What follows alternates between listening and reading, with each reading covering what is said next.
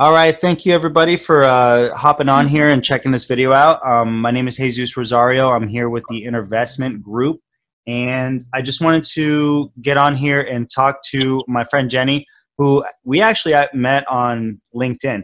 Yeah. And Jenny has been doing such a great job in her realm, in her area, in her passion, and her project that I wanted to actually ask for some of her time to get on here and share with you guys what it is that she's doing.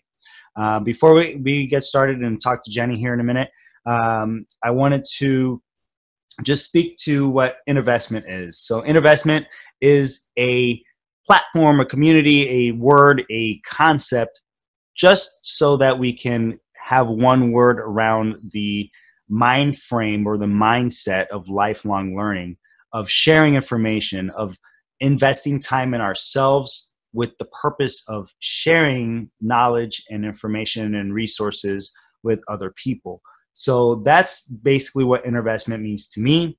It could mean something different to you, and I'd love to hear what that means. Today, Jenny DePaul is going to tell us what she feels and thinks Intervestment means to her and her project and what she's doing. For those of you who don't know, Jenny is actually in New Jersey, and she is the founder of Project Kind, right? Yes, that's right. And how long has Project Kind been around? So we started Project Kind 7 years ago. Wow.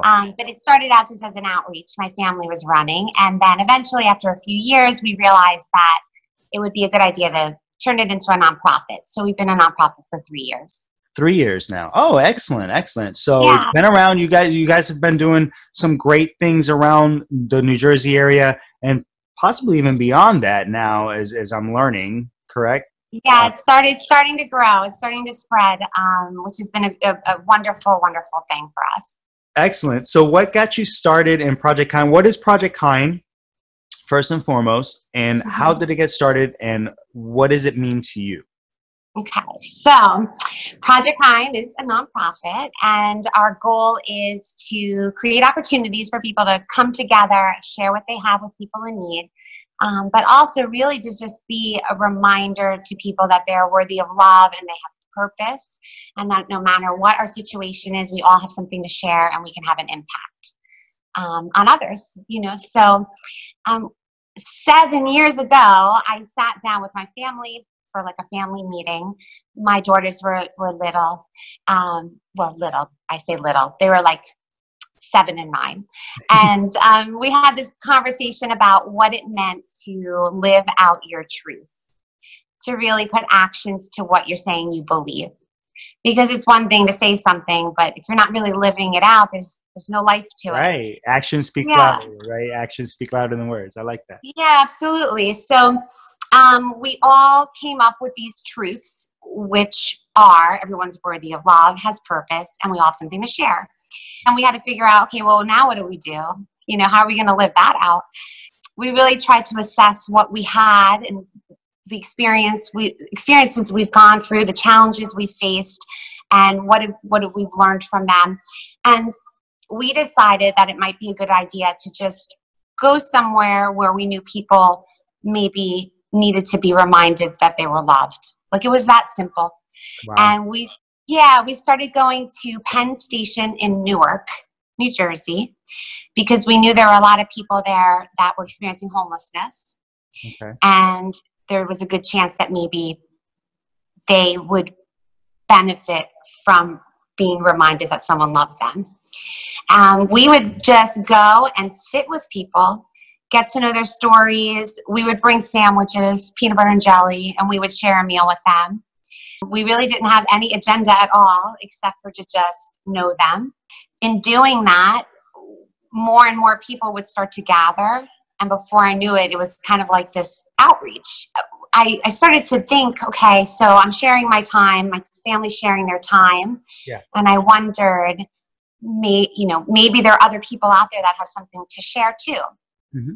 And it might not be time. Maybe it's something different. So we started to share people's stories and needs on social media. That way people seeing it would maybe feel a connection and feel led to give. and they did. I would wake up in the morning and my porch would be filled with the things that I was asking for. Yeah. Yeah, it was amazing, and it was almost instant. I thought, okay, what does this mean? And I think what it meant was people really want to give. They just don't always know where to start. Right. Yeah. Right. So I was like, okay, well, this is something. Let's just keep creating these ways. So it was also giving the people in need the opportunity to be seen and heard, where normally they're feeling invisible. Very true. I mean, we all drive down the road and we may see someone holding up a sign, whether it's a homeless veteran or you know, someone in dire need. You know, we've all seen them driving around, and we all, depending on systematic or how we grow up, we all have a you know, a predetermined mindset when it comes to seeing somebody on the corner, handling or whatever terminology we are best or that we give to them.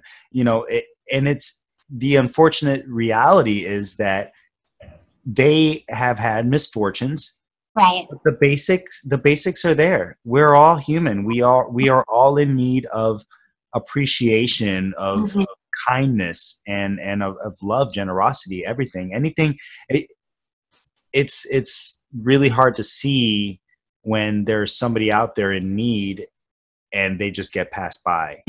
Right. Yeah, and it happens all the time, and I think eventually it really impacts somebody as far as their self-esteem, you know, their self-worth, and they forget, you know, that they have purpose and that there's more. They start to just adapt to the circumstances. No matter what the circumstance is, I really think it's important that we love people where they are in the moment. Very true. You know, and that the expectation really is more on us than it is the person that you're giving something to. Does that make sense? Like it's and how you're giving, you know, it is so important. But when we started to share these stories, we started to see just amazing things happening, you know, whether it was, you know, being able to go back to, let's say, John and say, somebody saw that your shoes had holes in them and these are for you, and their name's on it with a note. For them, that's right? It's like somebody cares, somebody's listening, somebody actually sees me. And I think that's one of the biggest things that your project, your nonprofit is bringing to your area, is just the fact to share the knowledge that there's somebody there that is actually looking, that is actually listening. They don't even know you. They may not have even been driven by you, but because you, Jenny, have shared their story, it's giving them an opportunity or a window to be seen, to at least have a little bit of connection with the world. And it's amazing. Yes.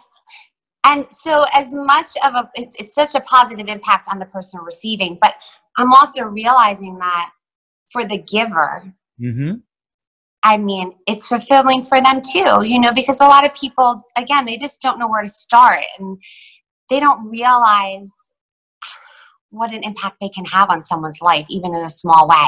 And I think that's what you literally portrayed when you said that you were, you know, you sat down, you had a conversation, and then you figured out how to give back, how to utilize what you had extra of, which was some of your time, to actually impact somebody else's life. Right. So like that for me, it was really important for my daughters to understand that, because at the time we were facing our own challenges, and I never wanted them to feel held back, you know, or like they were limited in any way. I wanted them to know that no matter what we're going through, you can have a great impact in the world. You know, it's really just about understanding that what you have to share is worthy, you know, it's worthwhile. And not to get stuck in the challenges, but really to focus on purpose, you know, your purpose, other people's purposes. And then you just start to see the world differently, you know? So leading up to that conversation, for a few years prior to that sit down, my family we had taken in foster children. Yeah. For many years, and one of the children we took in, he severely regressed. Okay. Yeah. I think Yeah, I did see a video of that. I think I saw a video of. Yeah, so he came to us as a baby, but then he regressed, and a lot of challenges for him, a lot of challenges for us as a family. So this conversation was really to kind of refocus everybody from all we had been through, and everybody in the room realized that those challenges kind of grew us. It grew our hearts, our minds, and made us able to embrace people who maybe were going through some things, like my son, So yeah. So now, I'll go back to where we're at now. So we're sharing people's stories. Things are growing, and people are really participating. People started to then, say, I'd like to help this person get housed, things like that. So then it was like bigger ways to help people in bigger ways, get them from homeless to housed, things like that. But at some point, State Farm Insurance, they heard about how we were doing things a little differently than maybe other outreaches might. Yeah. And they featured us in their Neighborhood of Good campaign. I did see that. That was which was amazing and wonderful and a lot of fun to film it and all that. But then Toyota got involved and donated the van. Yes. And some startup money, which is why we became a nonprofit. Okay, excellent. Yeah. So literally they pretty much helped you get to a point where your vision grew, and now you are where you are today, where you're able to continue doing what it is that you have that passion and that drive for, to be able to help others who are less fortunate. And I think, to me, that is what InnerVestment is all about. When you have that passion, that drive to sit back, take a step back, and see how you can help somebody else with what it is that you have right now. And then continue along that path and inspire other people to do the same thing. That is really, really big. And it's definitely needed. I think to continue to reciprocate that feeling and that thought process with other people is amazing. It's like the best thing that we can do. So Jenny, is there anything else that you want to share with everybody about what your hopes are for the future? Maybe how you keep Project Kind in the next 3 to 5 years? Yeah, so we just opened up our first kindness closet, which I'm really excited about, because up until now, everything has been run out of my home. Oh, so wow. all the donations and all that. So now we have a spot where people can drop off all the donations, and we're able to take more, which means we're able to serve more. So I'm excited about that. And we're going to be offering corporate team building events here, so businesses and corporations can get involved in having this great impact on their community. And so this kindness closet is I'm excited about it, and I'm hoping to have more throughout different. Oh, sorry. Ow. I'm hoping to have more throughout, different states eventually. Right. Okay. So where do you? I mean, you're obviously gonna, keep it small, keep it simple as much as possible. But once it starts gaining more momentum and more popularity, do you see yourself spreading throughout the country? I do. Yeah, I've already gotten some interest from people in different states saying they'd like to open one. So I'm just trying to get everything in order here, and then the hope is to definitely expand it. See how far it can go, because I think that is a very important message to share. Just the simple fact of sharing your extra time with other people. If you have the capacity to Right. open your mind and your heart Mhm. to give back. It's not just about me. It's not just about my son. It's not just about my family. It's about all of us. We are a community for a reason. Absolutely. We are a world for a purpose. It's not just Yeah. one country.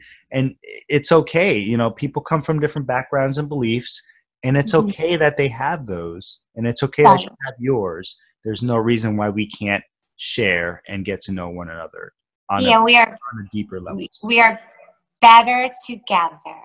We I are better together. totally agree with that. Yeah. I want to thank you again for all of your time. It was a pleasure speaking to you and getting to know a lot more about Project Kind. And it's definitely a pleasure to share and spread what it is that you're doing. Thank you. Can you share with us what platforms you're on, where we can find Yeah. you, where we can do some donations, and Yes. if anybody needs more information about Project Kind? Yeah, thank you. Yeah, so we have a website, which is projectkind123.org. We're on Instagram. It's just projectkind123. We're on Facebook, which is Project Kind. And then on LinkedIn, it's Jenny DePaul. Okay.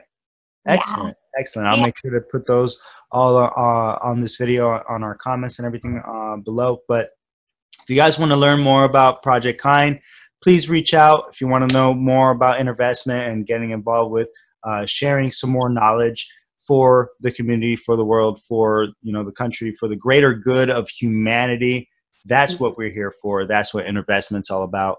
And again, thank you, Jenny. No, thank you. Thank you. This was Great. I want to continue to support you and continue to share what it is that you're doing. So we'll stay in touch, and Okay.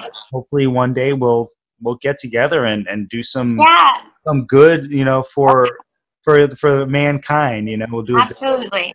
We will partner in kindness. I love that. Thank you so Okay. much. Okay.